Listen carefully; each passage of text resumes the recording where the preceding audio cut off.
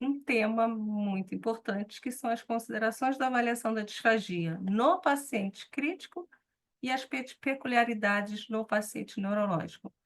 Doutora Mariana Saconato e doutora Marina Padovani. Passo a palavra para vocês. Então, boa noite de novo. Eu vou começar, combinei com a Mariana de começar. É, a gente decidiu seguir o tema da aula anterior, porque, afinal de contas, a avaliação ela é a base, a estrutura, né, da intervenção. Vou fechar minha parte falando nisso.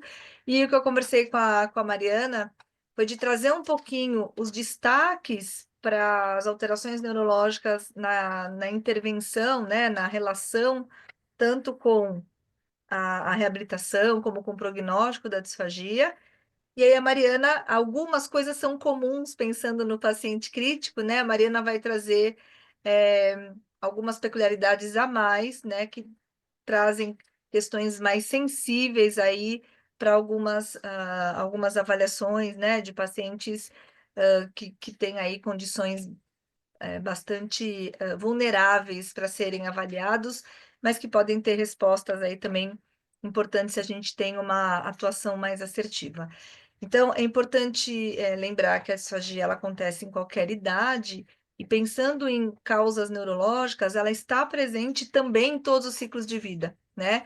É, e numa prevalência muito variada, mas a gente tem condições neurológicas onde a gente pode esperar que quase toda a. Estou vendo aqui, se alguém quiser fazer algum comentário, levanta a mão, eu fico sempre de olho aqui na câmera, tá? Nós temos condições progressivas, né? Que à medida que a doença avança, a gente praticamente espera que a disfagia ela possa acontecer naquela condição. Ou algumas condições agudas e que envolvem aí a causa neurológica, onde a gente tem mais da metade dessa população podendo cursar com disfagia, como por exemplo no caso do AVC. Então, sabendo disso, né, entender essa questão epidemiológica, ela é importante para que a gente se prepare, porque quanto mais frequente este evento, maior a chance da gente se deparar com a possibilidade da disfagia nessas condições, e a gente tem que estar, de certa forma, organizado, né, para receber, para identificar precocemente, para evitar algumas complicações.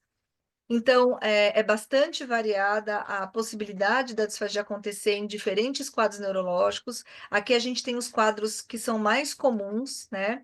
Lembrar que uma em cada 17 pessoas vai ter alguma condição relacionada à dificuldade de deglutição ao longo da vida. Isso não é um valor baixo, né? Pensando aqui nessa sala, a gente já tem algumas possibilidades de estatística.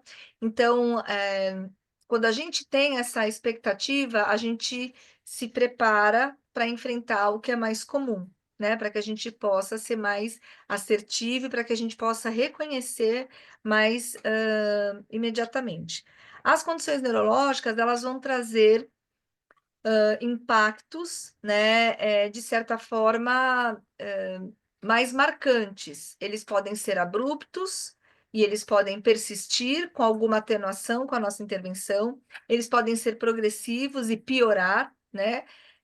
Então, além de marcar o status, né, da intervenção nessa função de deglutição, a doença de base, né, dentro da sua característica de fraqueza, de hiperfunção, de movimentos involuntários, que são manifestações que a gente encontra, basicamente, o status da etiologia, uma condição neurológica, ela dá para a gente um norte, o prognóstico, né?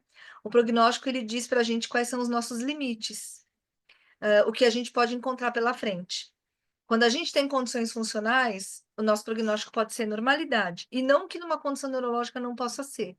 Mas isso vai depender da natureza da doença, né, progressiva ou não, e vai depender do status do impacto da alteração, né? Quando a gente tem sérios prejuízos, intensas lesões, muitas vezes a gente pode deixar numa melhor condição de funcionamento e não necessariamente numa condição de normalidade. Então, a sentença, né, de uma etiologia neurológica, ela vai especialmente nortear para a gente a questão do prognóstico, né?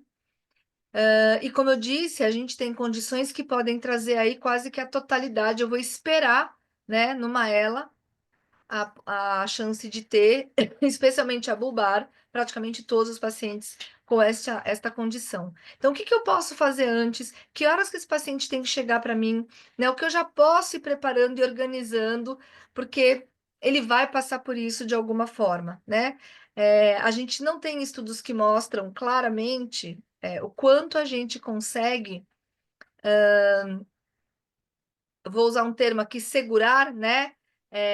Ou dissociar a evolução da doença dessa evolução de uma manifestação específica, mas a gente tem algumas experiências, tem um trabalho especialmente em ela que mostrou, é um trabalho espanhol, que os pacientes que foram diagnosticados e tiveram acompanhamento da equipe multi desde o começo, eles tiveram maior sobrevida em comparação àqueles que foram sendo encaminhados para os tratamentos à medida que as alterações foram se tornando mais latentes, né? Todos foram para gastrostomia, todos fizeram uso da medicação que a gente tem do Riluzol, todos precisaram de ventilação, mas eles tiveram impacto na sobrevida. Então, esse chegar antes, esse otimizar enquanto eu tenho uma rede melhor, né? Ou chegar rápido para organizar um evento abrupto, isso pode fazer muita diferença na forma final que a gente vai chegar. Do ponto de vista de controle neural, a deglutição ela está representada em nível cortical, subcortical, é, tronco encefálico, em núcleos da base, em cerebelo. Então, todos os dispositivos, todas as regiões que fazem a regulação, né, de controle motor, e eu diria de controle sensório-motor, porque a gente sabe que é uma função que é sensório-motora, é, na sua definição e no seu disparo e na sua manutenção. Por ter representação bilateral em todos os níveis, há uma grande chance dela ser comprometida nas diferentes condições de etiologias neurológicas. Por outro lado, por estar tão representada em diferentes locais, isso nos permite, né, a compensação, o resgate por meio dessas conexões que todas essas áreas se ligam para o controle da deglutição, né? Então, tudo que está em vermelho está relacionado aqui à deglutição. E algumas coisas a gente já sabe, né? Que as questões relacionadas à deglutição voluntária estão mais relacionadas a controle cortical. A gente tem questões relacionadas a lado, né? Alguns estudos mostrando que lesões corticais de hemisfério direito ou subcorticais são mais relacionadas a comprometimentos faríngeos. Então, a gente tem aí alguma expectativa quando a gente encontra condições que afetam o encéfalo, progressivas, agudas, neoplásicas, pela região a gente consegue ter uma ideia, né, checar na avaliação clínica e pensar aí nessas compensações inicialmente, né, indo pelo que a gente tem de melhor desempenho. Se eu tenho uma condição de disparo faríngeo pior, como que está minha condição voluntária e vice-versa. Então, isso tudo também é raciocínio para a gente atuar diretamente. Então, todas essas estruturas que a gente viu, elas compõem o controle motor, né, que tem vias diretas, a via córtico-bulbar é uma via direta, né, que do momento que eu tenho um planejamento ali, uma organização, um desejo de engolir, esse caminho vai direto para o tronco encefálico e dispara todos os nervos cranianos envolvidos, mas esses movimentos, eles são dinamicamente modulados, né, pelos circuitos de controle que envolvem, e sistema extrapiramidal, que envolve basicamente as vias com córtex, cerebelo, núcleos da base, né? Então, a gente tem um controle direto, um controle indireto, e a gente tem um sistema sensorial que faz toda uma regulação desse drive neural, como diz a Yanissa Hamba, né? Então, o sistema sensorial, ele diz, aquilo que você queria fazer aconteceu, mas não aconteceu exatamente como você queria. Você pensou que ia ser desse jeito, vamos lá e vamos corrigir. E o artigo que a Yanessa Hamber traz para valorizar essa questão dessa modulação sensorial desse drive neural, uma das coisas mais importantes é a diversidade da experiência traz para a gente maior chance da gente corrigir mais rápido ou fazer as correções motoras, né? Para que a gente ajuste ali a ação motora mais corretamente. Então, isso a gente pensa, né? A hora que a gente perde esse controle, a hora que eu tenho uma lesão neurológica, a hora que eu tenho uma doença neurológica, eu vou perder em algum desses níveis. Eu tenho um companheiro comigo hoje aqui.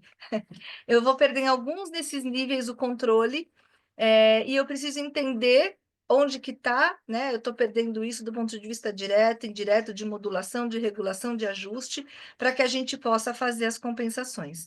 Né? Aqui um programa que a gente vem para fala, mas ele serve para qualquer ato, né, motor voluntário, e a gente tem, né, uma condição voluntária da deglutição. Uma doença de base neurológica está dentro de critério maior para risco de disfagia, tá? Junto com outros, mas veja, um desses daqui, ele já é critério de base para risco, ou seja, já me prioriza dentro da equipe, dentro do serviço, que haja uma atenção rápida, né? Quer seja uma triagem, um rastreio, quer seja uma avaliação. Então, só ter a presença de uma doença neurológica, de um quadro neurológico, ele já é critério para a gente poder chamar para uma avaliação.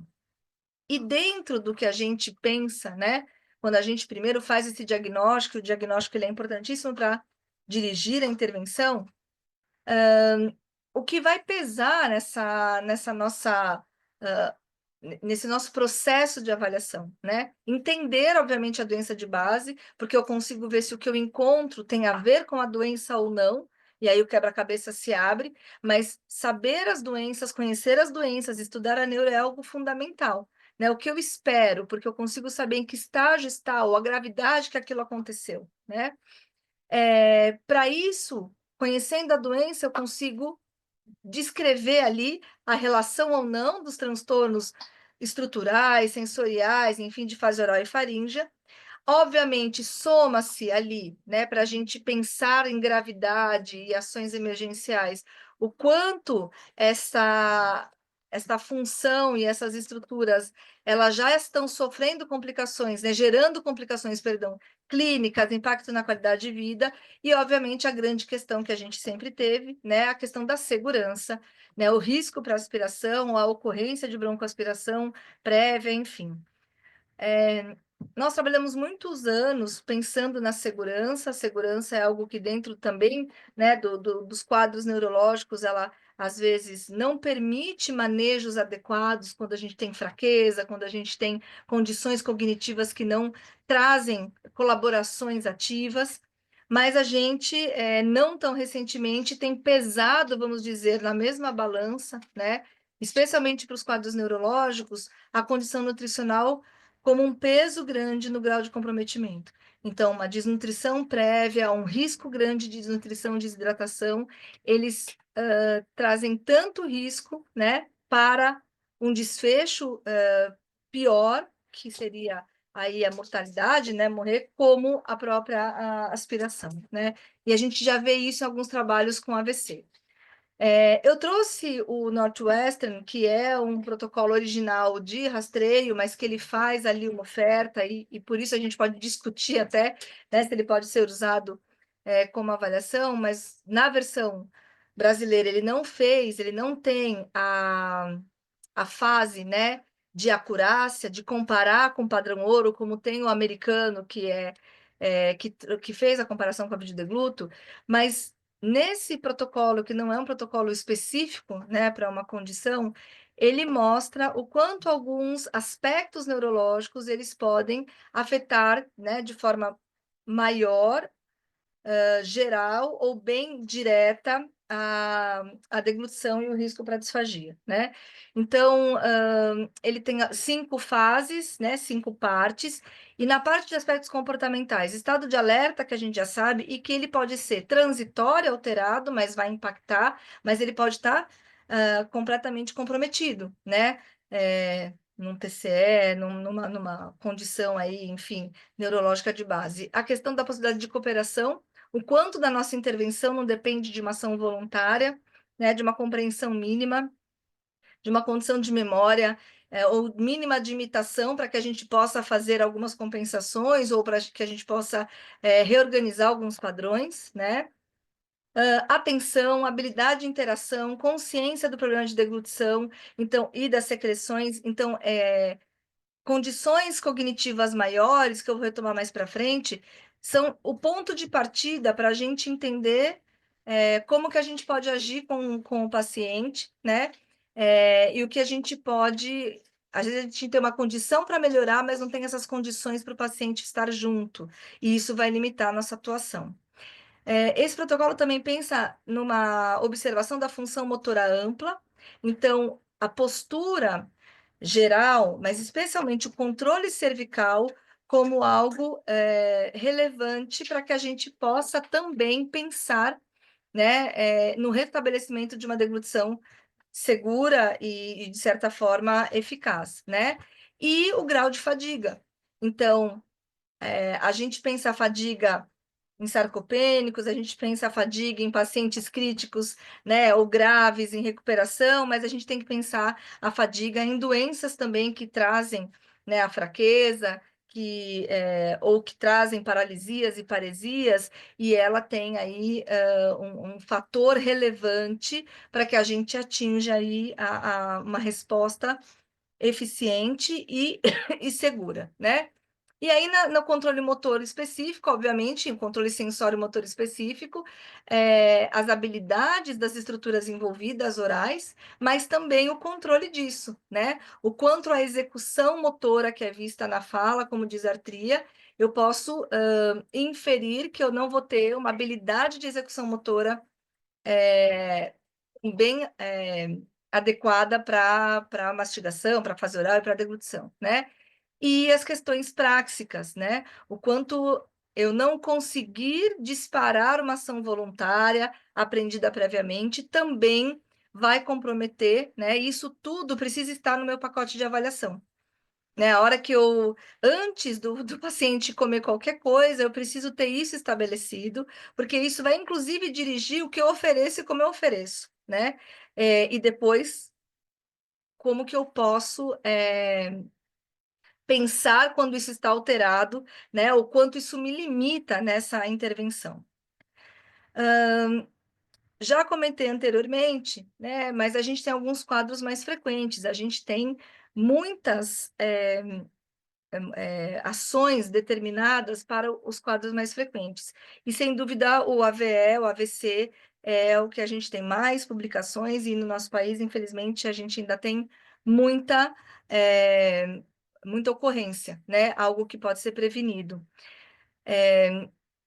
No nosso módulo, né? No módulo que eu apresento, a ideia é que a gente entenda o que mais a gente encontra de alterado, por mais que a gente tenha, obviamente, né, os AVCs muito particulares, porque a gente tem as redes são, né, as redes neurais, elas são, as reservas cognitivas, elas são individuais, mas a gente tem, né, o conhecimento do quanto algumas áreas, algumas regiões, elas são responsáveis por funções e por tarefas. Então, a gente vai entender o que é mais comum, o que é mais risco, o que a gente mais encontra para as doenças mais comuns, e AVE, TCE, demências e outras doenças progressivas como Parkinson e parkinsonismos fazem parte da minha aula, para a gente entender o que é característico de cada um, o que eu espero, como então eu atuo mais diretamente, né? O que tem de programa para cada área, porque a gente tem, mas antes disso, entender esses quadros, né, numa condição, por exemplo, aguda, ou numa condição hospitalizada, faz a gente, às vezes, tomar decisões dentro da equipe também. Né? Se eu sei que um AVE e um TCE, como a gente pode ver aqui, dentro de uma internação, podem mudar de forma importante, né, o status da escala FOIS, de nada por boca para, pelo menos, né, com certeza, uma via oral aqui modificada, esses quadros, eles vão ter ali, né, uma atuação específica e que às vezes não é a mesma para uma condição que eu não tenho a mesma resposta no período de internação. Qual vai ser a minha prioridade aqui, né? De que forma eu vou atuar? Vejam, né? Isso não diz que a gente não vai atender, não é isso, né? Mas na hora que eu conheço a doença e o status da doença dentro de uma condição aguda, ou dentro de uma reinternação, ou dentro de uma condição crônica, né? Mesmo que degenerativa, isso sim deve dirigir ações específicas e proporcionar aí respostas mais eficientes, né? Porque se eu faço a mesma coisa para todo mundo, eu não chego no mesmo resultado. O quadro de base é diferente. E eu gastei recurso humano do hospital, né? Então, a gente, quanto mais entende essas condições, melhor a gente age. E para algumas condições, a gente sabe, por exemplo, para o AVEC, a gente tem que agir rapidamente, né? A gente tem que agir dentro de 24 horas. A nossa avaliação, ela está dentro, né, das diretrizes do Ministério da Saúde, ela pode ser feita por qualquer profissional, e olha lá, a questão do controle postural como a primeira condição a ser observada. Se não há controle postural por 15 minutos, você não segue o rastreio, é via alternativa, né?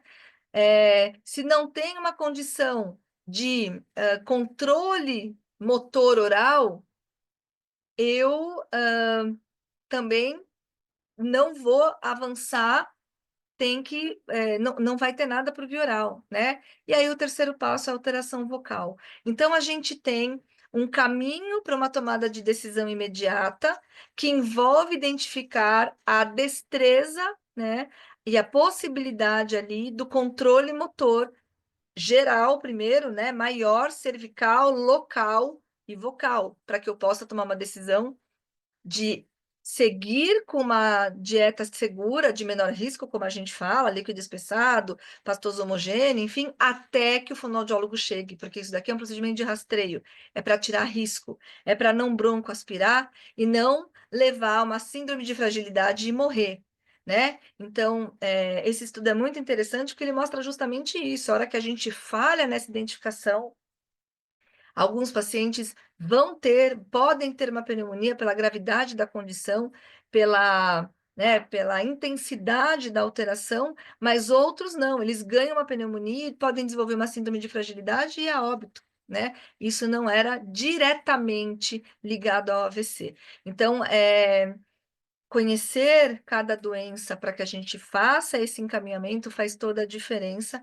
para que a gente vai ser específico nisso, né? Mas a gente precisa saber o que é mais comum. E aí a prevalência vai dizer muito disso para a gente. Além das questões, vamos chamar assim, sensório-motoras, né? Querendo dizer assim, motoras de controle motor que envolvam reflexo, que envolvam o tônus, a mobilidade, a integridade disso, a gente tem outras condições neurológicas que impactam na atuação, né, na disfagia, que são as questões cognitivas. Então, o quanto o sujeito consegue expressar ou não as suas preferências, os seus gostos. Só um segundinho. Dar uma pausa, depois eu conto para vocês o que aconteceu. E para seguir instruções, né, e para poder acompanhar aí a nossa atuação, o quanto questões de memória vão tirando a autonomia de que o paciente possa lembrar o que tem que fazer ou como fazer, né, e que também se desorganize dentro ali, né, do que ele precisa em termos de frequência de alimentação. Muitas habilidades cognitivas, elas podem interferir nas principais aí, fases da deglutição, eu diria que para a gente, né, a fase esofágica é a que menos interferência vai ter, mas especialmente na antecipatória e na preparatória, a gente vai ter um grande impacto. E a hora que eu não consigo disparar, né, mais esse desejo ou esse controle motor para que a gente consiga disparar uma fase faríngea, consequência esofágica, a gente vai ter muita dificuldade para manter a eficiência, né, a nutrição e hidratação. Então, a fase antecipatória não é só o desejo, o reconhecimento, a questão da volição, mas a questão do ambiente modulador, a questão da representação do alimento, E é o começo de tudo, né? Se eu não cuido disso, ou melhor dizendo, cuidar disso permite manter esse paciente por mais tempo por via oral e por mais tempo eficiente, né? Mesmo com uma doença já moderada, avançada. Agora, volto a dizer, quanto antes a gente entra, mais a gente consegue resgatar uma memória motora quando o paciente, por exemplo, desequilibra, né, desestabiliza durante o processo de uma doença progressiva, né?